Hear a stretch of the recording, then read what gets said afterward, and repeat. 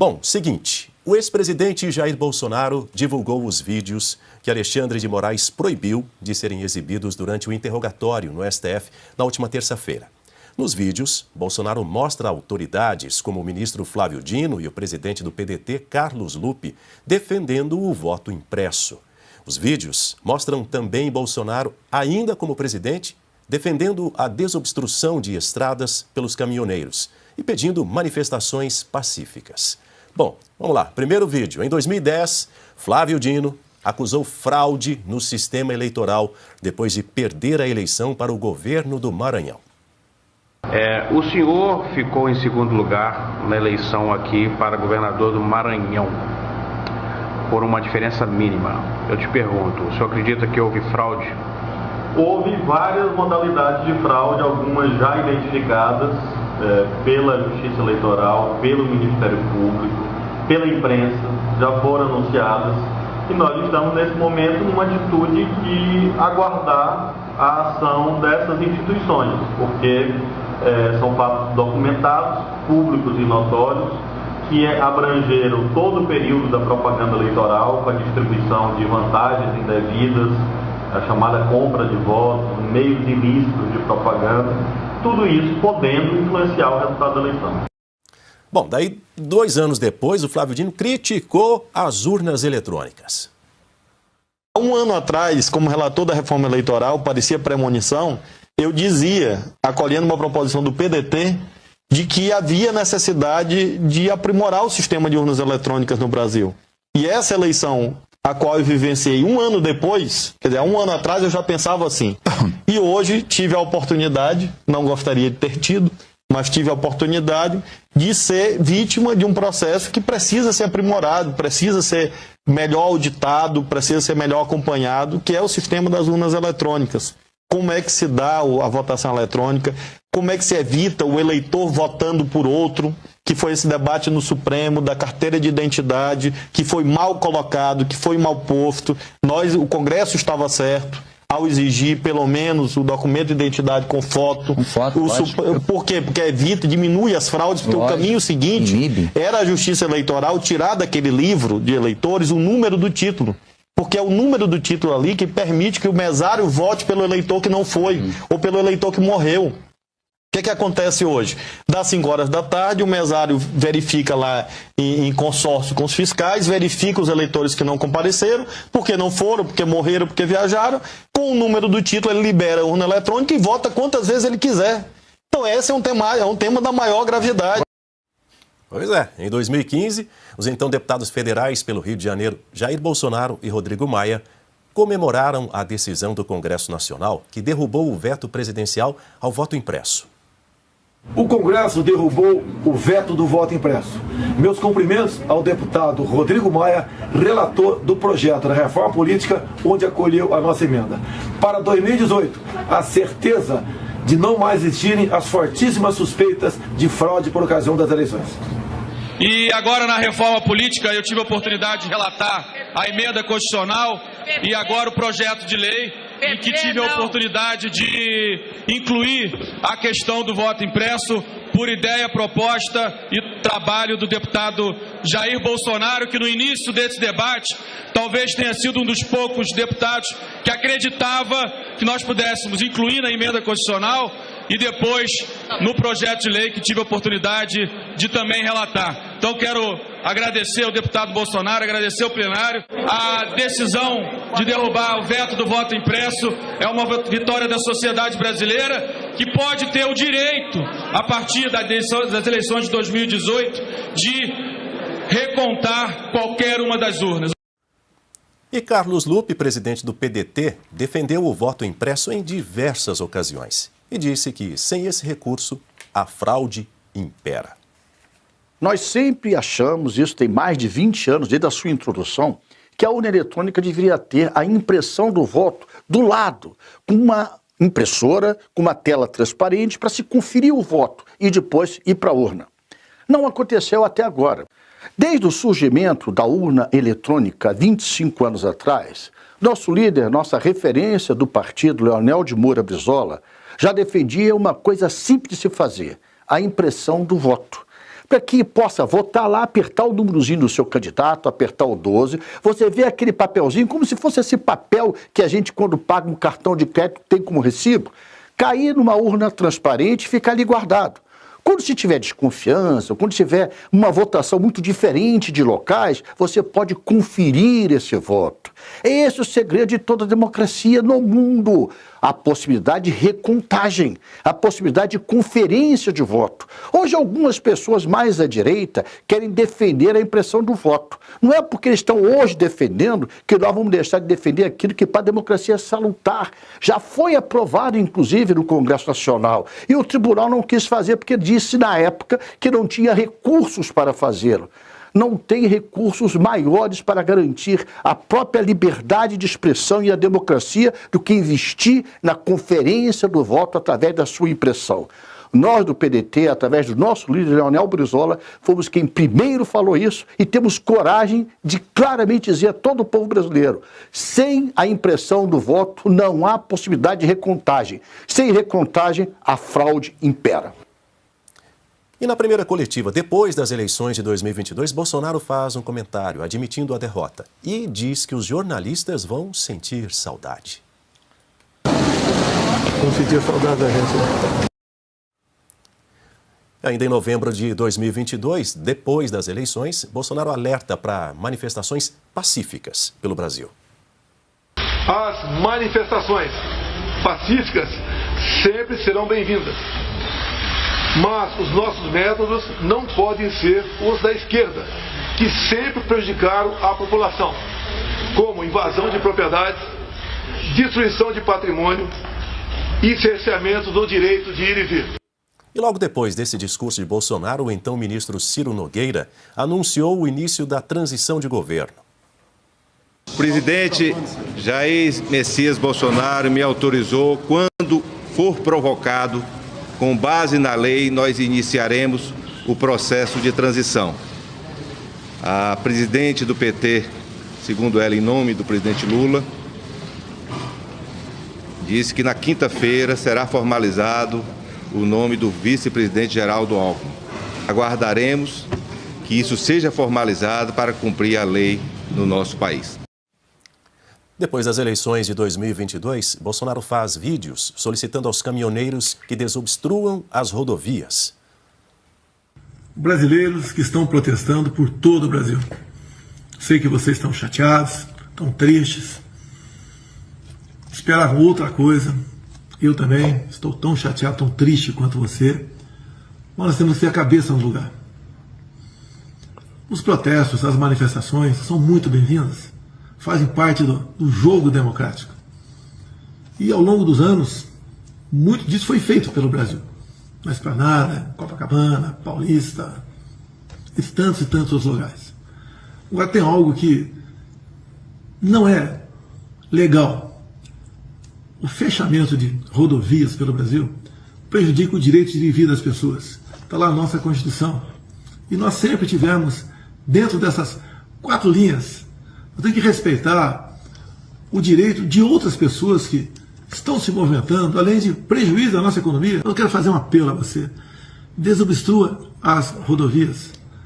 Isso daí não faz parte, no meu entender, dessas manifestações legítimas. Não vamos perder nós aqui essa nossa legitimidade.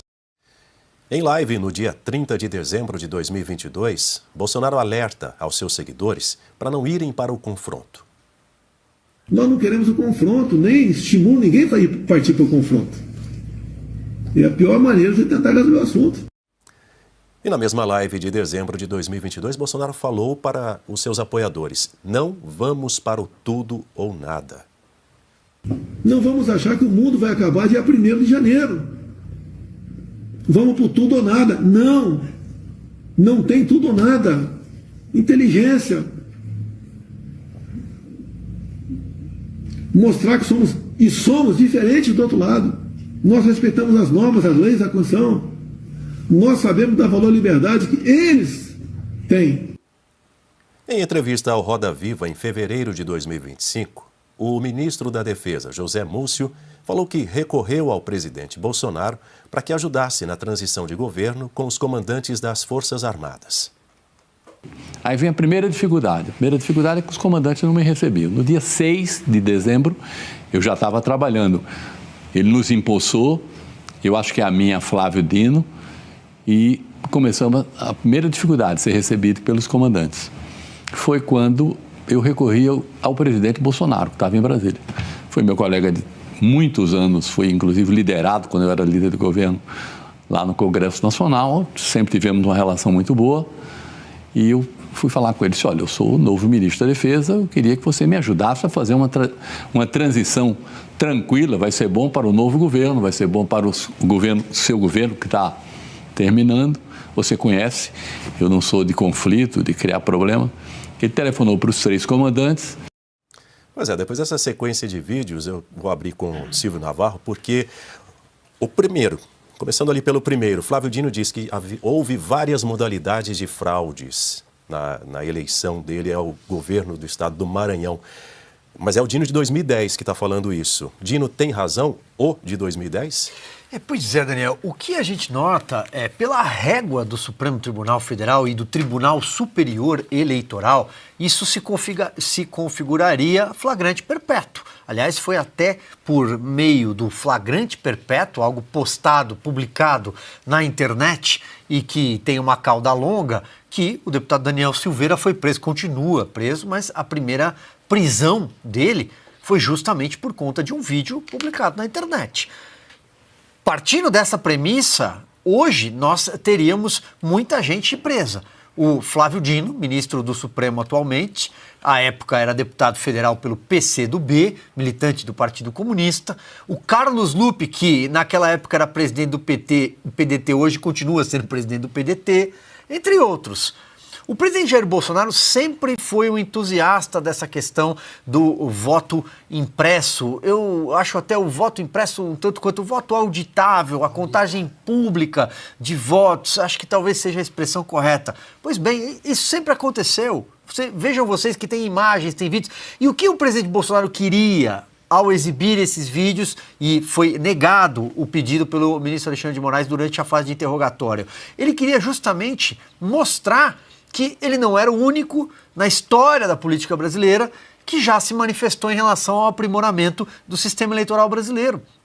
Onde é que está escrito que é crime falar sobre, debater o sistema eleitoral? Em nenhum lugar. O presidente Jair Bolsonaro fez comentários numa reunião com embaixadores, era o presidente da República. Qual é o crime nisso? Portanto, se a lei valesse para todos, neste momento, por exemplo, o fato de estar inelegível, isso cairia por terra. É mais uma coisa que cai por terra. Acho que a expressão mais usada hoje aqui no programa, pelo menos por mim, foi cai por terra. Não, nada mais para em pé. Então, por isso, o ministro Alexandre de Moraes imediatamente vetou a exibição dos vídeos. Mas algumas coisas ficaram consignadas dentro dessa fase de processual, porque foi lido. Ele leu a fala do Flávio Dino, por exemplo. Estou citando só um, porque o Flávio Dino hoje usa toga. Vamos agora aguardar se o ministro Alexandre de Moraes vai simplesmente fingir que não leu. Mas os vídeos estão aí, né? A internet não perdoa. Piotr?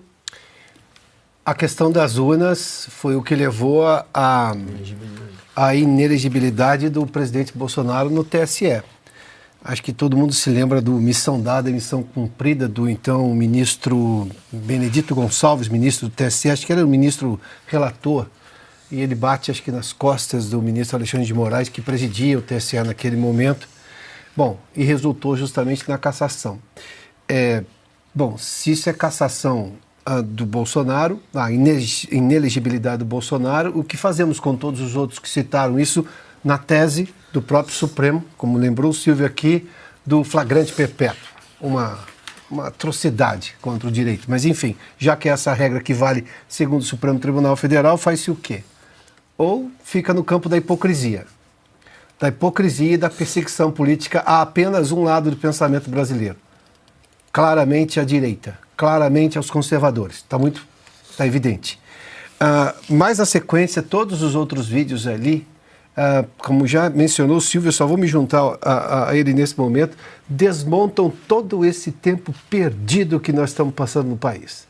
O país tem prioridades, tem necessidades, e a gente está gastando tempo e dinheiro com um debate que não deveria sequer ter existido, mas que continua, nesse momento, sendo julgado no Supremo Tribunal Federal, e o político mais popular do país, hoje inelegível segundo a Corte de Justiça, o TSE, outra, digamos, jabuticaba brasileira. Os vídeos são muito claros. Só uma menção, os vídeos não são proibidos, eles não foram permitidos pelo ministro Alexandre de Moraes naquele momento da instrução. Mas podem ser utilizados pela defesa sim, será um absurdo se o ministro Alexandre de Moraes se negar no momento em que a defesa for fazer a sua manifestação final, no julgamento em si, em que o procurador se manifesta e as defesas também se manifestam. Ou seja, esses vídeos precisam ser mostrados. No mínimo expõe a hipocrisia. E como eu disse, todo mundo, no mundo inteiro vai entender português, porque tem tradutor para tudo quanto é lado agora, então o mundo inteiro vai saber o que está acontecendo, inclusive essa hipocrisia toda. E pegando o gancho no que o Piotr disse, a defesa do Bolsonaro havia solicitado apresentar, exibir esses vídeos com o objetivo de contextualizar as falas do Jair Bolsonaro para conseguir compará-las, inclusive, com declarações de outras figuras públicas, como a gente viu há pouco, o atual ministro do Supremo Tribunal Federal, mas que à época, em 2010, era candidato ao governo do estado do Maranhão, o Flávio Dino. Então, assim, o objetivo era argumentar que essas críticas feitas às urnas, elas não configuravam uma intenção golpista. Ou será que o Dino, lá de 2010, ele tinha uma intenção golpista, Carlo Cauti? Pois é, vai prender todo mundo por flagrante perpétuo, na base daquilo que o ministro Alexandre de Moraes elaborou como sua doutrina, a doutrina Moraes, né? Prende todo mundo por vídeo na internet. Vai anular as eleições seguintes, vai anular a nomeação do Flávio Dino no STF porque não seria digno de cumprir o cargo.